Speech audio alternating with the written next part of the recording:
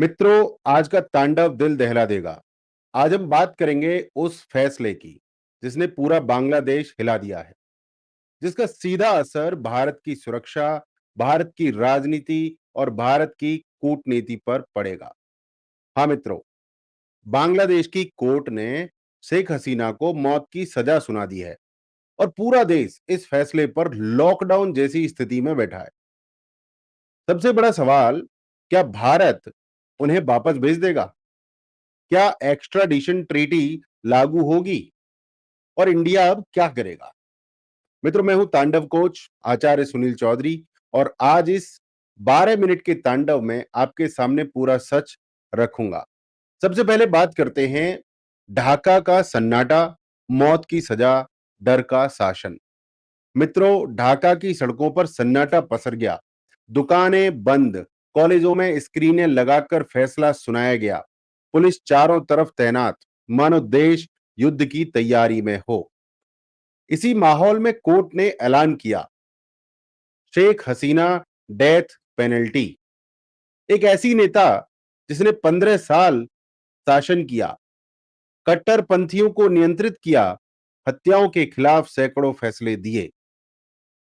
ऐसा पाकिस्तान और बांग्लादेश में ही होता है, जहां उनके पूर्व प्रधानमंत्री, पूर्व राष्ट्रपति, ऐसे शीर्ष नेताओं को भी मौत की सजा सुना दी जाती है।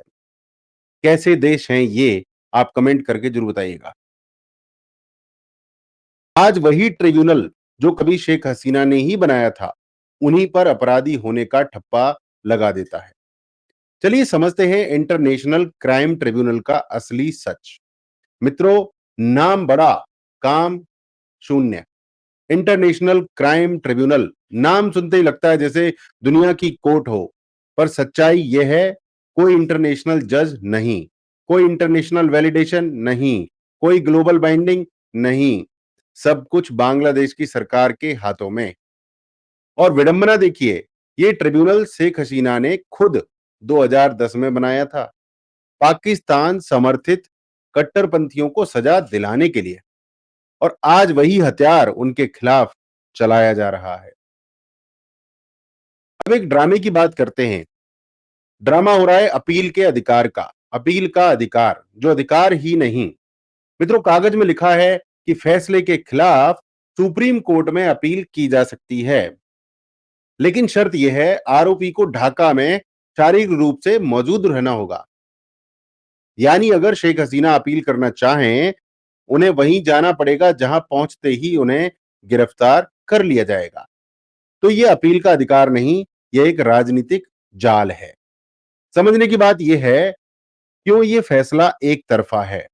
मित्रों, न्याय वही है जिसमें दोनों पक्षों को सुना जाए, लेकिन यहां हसीना का कोई वकील नहीं, कोई डिफेंस नहीं, कोई प्रतिनिधि कोर्ट में मौजूद नहीं। फैसला बस सुनाया गया जैसे पहले से लिखा हुआ हो। यह राजनीति है मित्रों, और राजनीति में न्याय शब्द कई बार केवल बहाना बन जाता है। बांग्लादेश का नया पावर सेंटर मोहम्मद यूनुस, जो जनता द्वारा चुने नहीं गए, आज पूरा देश चला रहे हैं। और ऐसे लोग जब सत्ता में आते हैं, फैसले अक्सर न्याय की किताब से नहीं, राजनीति की किताब से लिखे जाते हैं। अब बात करते हैं शूट एट साइट वाली पाखंड कथा की। मित्रों, सबसे बड़ा मजाक यह है, हसीना पर आरोप लगा कि उन्होंने छात्रों पर गोली चलवाई, और आज वही लोग जो न्याय की बातें करते हैं, विरोध करने वालों पर शूट एट साइट के आदेश दे रहे हैं। ढाका को बंद कर दिया गया है, प्रोटेस्ट रोकने के लिए गोलियों का आदेश। सवाल यह है मित्रों, अगर वही गलत था तो ये सही कैसे हो गया? यह है राजनीति का ढोंग, जहां आरोप बदल जाते हैं लेकिन सत्ता का व्यवहार वही रहता है। अब सबसे बड़ा सवाल, क्या भारत हसीना को वापस भेजेगा? मित्रों, ये सबसे महत्वपूर्ण बात है और इसका सीधा उत्तर है नहीं, बिल्कुल नहीं। क्यों? क्योंकि शेख हसीना भारत में पॉलिटिकल एग्जाइल के रूप में है। भारत की सनातनी परंपरा कहती है, जो व्यक्ति राजनीति के कारण प्रताड़ित हो, उसे शरण देना कर्तव्य है। चाहे चीन कितनी बार दलाई लामा मांगे, भारत नहीं देता। वैसे ही बांग्लादेश चाहे जितना दबाव बना ले, भारत हसीना को एक्स्ट्राडीट नहीं करेगा। यह निर्णय नीतिगत भी है, नैतिक भी है और सामरिक भी है। फिलहाल भारत की रणनीति क्या है इस पूरे मामले में? मित्रों, भारत अभी शांत है, लेकिन पैसिव नहीं है। कूटनीति में पेशेंस सबसे बड़ा हथियार होता है। बांग्लादेश में जो आज माहौल बनाया जा रहा है, वो टिक नहीं पाएगा। लोग समझेंगे कि स्टेबिलिटी किसने दी थी, और वही मोमेंट इंडिया का मास्टर स्ट्रोक होगा। भारत इंतजार कर रहा है सही अवसर का।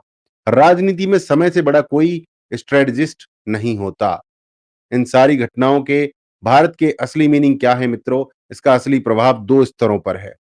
पहला, बांग्लादेश पाकिस्तान चीन की तरफ झुक रहा है और ये भारत के लिए सुरक्षा चुनौती है। भारत को स्ट्रेटेजिक साइलेंस रखना होगा, क्योंकि इमीडिएट रिएक्शन अगर गलत रिएक्शन हो सकता है। भारत की नजर सब पर है। कूटनीति भी चलेगी, सुरक्षा भी चलेगी, भविष्य की राजनीति भी चलती रहेगी। बांग्लादेश में हालात बदलेंगे और वो दिन आएगा जब लोग फिर पूछेंगे, स्थिरता किसने दी थी? और उसका उत्तर होगा शेख हसीना। और भारत वहीं पर अपना इन्फ्लुएंस मजबूत करेगा। मित्रों, ये पूरा मामला सिर्फ एक सजा का नहीं, पूरे साउथ एशिया के पावर बैलेंस का है, और भारत इसमें बहुत सोच समझकर कदम उठा रहा है। अगर ये विश्लेषण आपके मन को छूता है तो लाइक, शेयर और कमेंट जरूर करें। और मित्रों, अगर आप चाहते हैं कि आपका digital coaching system national level पर 30 से 50 दिनों में पूरी तरह सेटअप हो जाए, तो हमारे डिजिटल सुदर्शन प्रोग्राम से जुड़िए। अपने बिजनेस को अपने शहर में और भारत में टॉप पर ले जाना चाहते हैं, टॉप पर रैंक कराना चाहते हैं गूगल में, तो इसके लिए हमारे जस्ट बाजार की सर्विस है ओसी, आप उसको ले सकते हैं।